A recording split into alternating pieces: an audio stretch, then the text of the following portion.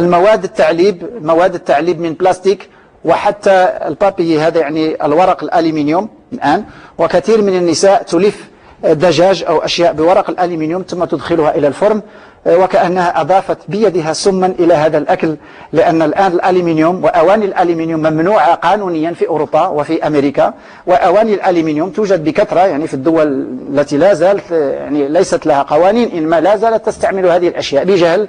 والألمنيوم له يعني الأكسيد الألمنيوم هو الأكسيد الذي يسبب الآن يعني بعض الأعراض في الكلية، وقد تعلمون وتشاهدون أن الآن دياليز مشكل ديال الكلية يعني في تزايد ويتكاثر.